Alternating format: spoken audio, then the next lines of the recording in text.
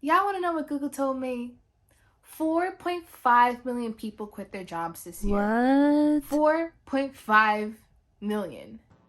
Fuck it, I quit. We'll be right back. But why is everyone quitting their jobs when the prices of everything is rising? The answer to that is kind of simple. The working class of America has finally grown its balls back.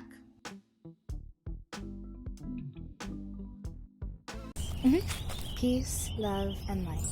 Subscribe for more. They're calling it the Great Resignation or the Big Quits to not confuse everyone with the other greats that have dawned on America's history. Food service industry workers, healthcare workers, retail employees, everyone is just getting up and leaving. But why? Well, I just told you, America, the working class, has finally grown its balls back. Do you know how, like in an argument, people impulsively say hurtful things that they mean? Like, they wouldn't have said it any other day, but anger has this way of just showing how people really feel. Well, the panoramic was America's argument between employers and their employees. During the panoramic, workers realized that they were replaceable, companies didn't really care about them, and staying at home was way cooler than going into work. And there's so many online and remote opportunities that exist now to make that a reality. When I say that workers grew their balls back, what I mean is that employees finally had the guts to demand their wants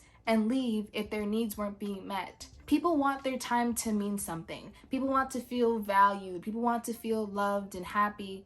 And their jobs just weren't meeting those needs. So, like anyone who knows that they deserve better and believes that they can get better, they didn't settle.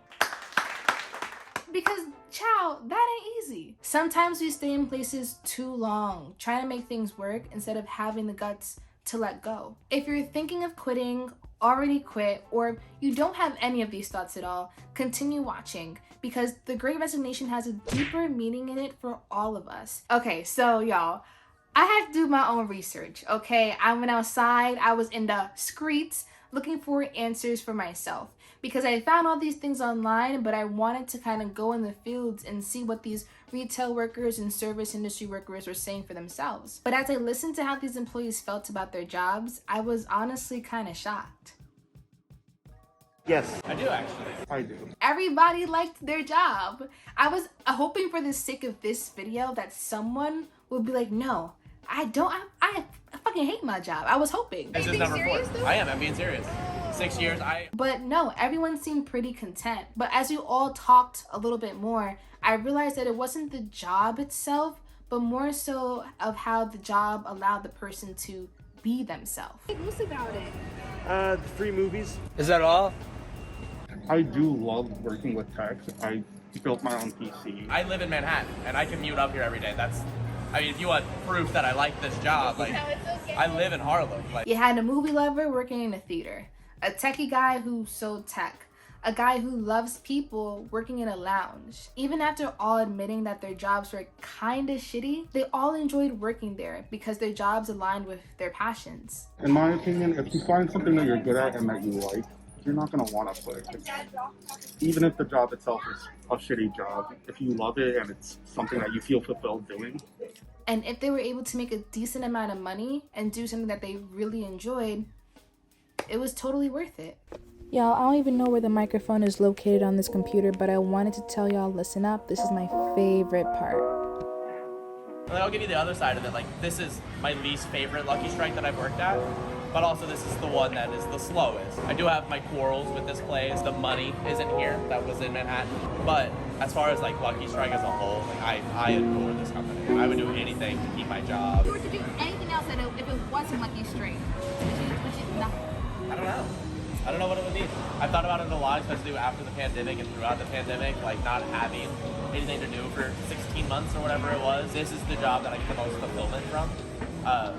Maybe not financially, but definitely like I go home fulfilled 80% of the time. We did a party for an autistic 25-year-old kid, and he came in, and like I went home feeling so good about myself because he had such a blast, and his mom felt good about it, and like it made me feel good. You know, I got to go home and like I had some money and I felt good. Period. Yeah, exactly. So it was Awesome. yeah. The bottom line is you gotta be honest with yourself. You have to sit yourself down and ask yourself, am I valuing my time and doing what makes me feel fulfilled? There is something economists call opportunity cost. It basically just means the next best thing. So once you choose any one option like a job, there are 3 questions to ask to see what the next best thing would be if not for that job. How much do I value this? What am I giving up right now to have this? What am I giving up in the future to have this now? So how much do you value your current job? Greg and Ethan seem to value their job a whole fucking lot. Even though they didn't make amazing money, they worked at their jobs for years because of the fulfillment that it gave them. If your answer to the first question is you don't seem to value your job a whole lot, move on to the second question. What are you giving up now to have this? Like, what else could you be doing in this very moment if not for that job? Is it time that you can spend in working on your music, or maybe more time to help your kids study? What are you giving up in the future to have this job right now? Is it a new career path, a whole something different you could do? Or is it a new business venture, another business that you wanted to start up? Opportunity costs or the next best thing will always exist. But if your answer to the first question is you don't value your job and the opportunity cost sounded so much better, you need to ask yourself, why are you there? Why are you working at the job that you are working at? Because the bottom line really is, if you don't like your job, then you should skedaddle. Miss me with the bullshit, okay? You need money, okay? Everybody need money, okay? Everybody who is birthed is gonna need money. But miss me with the you have to be miserable to make some money. And the job doesn't have to be the end all be all. Personally, for me, I work, I have a job, but I don't want to have a regular check to check job. I love living my life on the borderline of spontaneity and productivity. And being an accountant, it just ain't gonna cut it for me. But I do work. And like Ethan and Greg, I love my job because not only does it allow me the space to do the things that I love, like photography and film, because I have so much free time to myself, I've met so many different people over the 2 years that I've worked there that have changed my whole perspective on life, and that honestly kind of pushed me into the things that I really like right now. So for me, I love working there, but will I be there forever? Is it the end for me? No. But if your job can help you get closer to the things that you want to do, and if you don't like working there at all, you need to go, okay? Because why are you working there? What is it for you? Because it cannot just be the money, child. Because there are so many ways to make money nowadays. Don't tell me nothing else, okay? You don't got to work. You don't have to be miserable. You don't have to suffer to make a calm buck. If that's your mentality, okay, it will be your reality.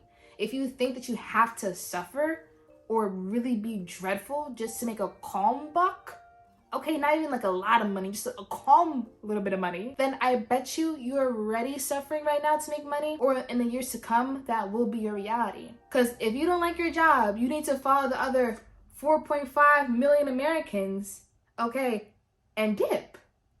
Okay. I'm not saying that every day will be peaches and roses and cake and sunshine. If you have more really bad days than you do really good days, know that you deserve better. Know that you deserve better. Employees are growing their balls back because they know that they bring something to the table. And it's not just the balls. It's their work ethic. It's their skills. It's their talent. They know that they bring substance. And they're demanding that where they go, their needs are respected. Whether it be that they need time for their family or just time for themselves, or being compensated in a way that they feel they are deserving of so. Employees are realizing that they have leverage. So what makes you so different? If you feel like you don't have a skill set just yet that you can really monetize, then honey, go find that skill and get better, okay? Becoming successful and becoming really, really good at something, it isn't just this strength of luck. You gotta work for it, okay? There's a fine line between talent, okay, and skill, okay? Because talent is something that you got, okay? Personality, baby, you just got it, you don't. But skill set, okay, you work on that. You work on it day and night, and you get better. That's the editing part, okay? That's the becoming a better communicator part. Those are skills, baby. Work on your skill set if you don't feel like you got skills. But again, remember that you need to make sure that you're prioritizing the things that you want, that you feel fulfilled in the work that you do, and that you're honest with yourself. I'm not saying just go up and quit your job. Some people are in a space to just go on and quit their job. Sorry. Some people are in a space to just not have a job right now. I'm not saying the job that you're working at currently is the job that you need to stay in, but you might need some type of job to get by. Working isn't the end all be all for you and you want to do something else. Those are the things that you need to work on now so that you can have the fruit of them later. Don't be afraid to take a risk. Tap into your own power. Believe in yourself, baby, and do it. And if you feel like your goals are making you more miserable, it's probably because you're not setting the right ones. So watch this video right over here to see what I talk about when it comes to goal setting. I love y'all for watching. We on here every Friday at 6 p.m. Eastern. Don't know what that is in any other time zone because I don't travel that much. But I love y'all for watching so much. It's peace, love, and light. Love y'all. I love y'all. Are you giving up raising your kids? Are you giving up 5.5? God, do that number.